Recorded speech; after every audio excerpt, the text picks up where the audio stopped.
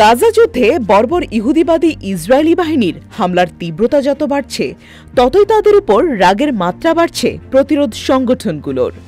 সাম্প্রতিক সময়ে ইসরায়েলের হত্যাযজ্ঞের জের ধরে প্রতিশোধমূলক হামলার প্রস্তুতি গ্রহণ করছে শক্তিশালী ইসলামী রাষ্ট্র ইরান। পাশাপাশি বেশ জোরেশোরে প্রস্তুতি নিচ্ছে লেবাননের ইসলামী প্রতিরোধ আন্দোলন হিজবুল্লাহ, যার বড় প্রমাণ ইসরায়েলের যুদ্ধবাজ নেতা বেনিয়ামিন নেতানিয়াহুর বাড়িতে হিজবুল্লাহর ড্রোন প্রবেশ। এর মাঝেই গোষ্ঠীটির সামরিক শক্তির ব্যাপারে গভীর উদ্বেগ প্রকাশ করে বসেছে ইহুদিবাদী ইসরায়েলের গণমাধ্যমগুলো স্বীকার করেছে যে হিজবুল্লাহ ইসরায়েলের দুর্বল স্থানগুলো শনাক্ত করে ফেলেছে। হিজবুল্লাহ ড্রোন উত্তর ইসরায়েলের নিরাপত্তাকে বিপন্ন করে তুলেছে জানিয়ে ইসরায়েলের গণমাধ্যমগুলো বলেছে, লেবাননের হিজবুল্লাহ অত্যন্ত সাধারণ ও সস্তা ড্রোন দিয়ে ইসরায়েলের দুর্বলতা ধরে ফেলেছে।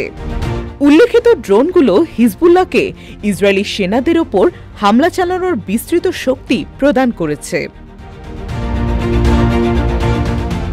ইহুদিবাদী গণমাধ্যমগুলোর ভাষায় হিজবুল্লাহ ড্রোনগুলো নিখুঁতভাবে লক্ষ্যবস্তুতে আঘাত আনতে সক্ষম এবং এগুলো অবিশ্বাস্যভাবে ইসরায়েলের দুর্বলতম স্থানগুলোর নিরাপত্তাকে মারাত্মকভাবে হুমকিগ্রস্ত করে তুলেছে। এদিকে লেবাননের হিজবুল্লাহ উত্তর ইসরায়েলে ইহুদিবাদীদের অবস্থানগুলোতে কামানের গোলা নিক্ষেপ করার খবর দিয়েছে। হিজবুল্লাহর যুদ্ধ তথ্য বিভাগের ঘোষণা অনুযায়ী লেবাননের ইসলামী প্রতিরোধ যোদ্ধারা গাজাবাসীর সমর্থনে ইসরায়েলে হার্শ শাতুলা এলাকায় ইহুদিবাদী সেনাদের সমাবেশস্থলে কামানের গোলা নিক্ষেপ করেছে। ইহুদিবাদী ইসরায়েল পশ্চিমা দেশগুলোর সার্বিক সহযোগিতা নিয়ে 2023 সালের 7 অক্টোবর থেকে গাজা উপত্যকা ও পশ্চিম তীরের নিরস্ত্র ও অসহায় ফিলিস্তিনিদের বিরুদ্ধে ভয়াবহ গণহত্যা শুরু করেছে, যার ফলে ক্ষুব্ধ হয়ে গাজায় ফিলিস্তিনি প্রতিরোধ যোদ্ধাদের পাশাপাশি লেবানন, ইরাক, ইয়েমেন ও সিরিয়ার প্রতিরোধ সংগঠনগুলো দখলদার ইসরায়েলের এসব অপরাধযজ্ঞের প্রতিশোধ নেয়ার হুমকি দিয়েছে।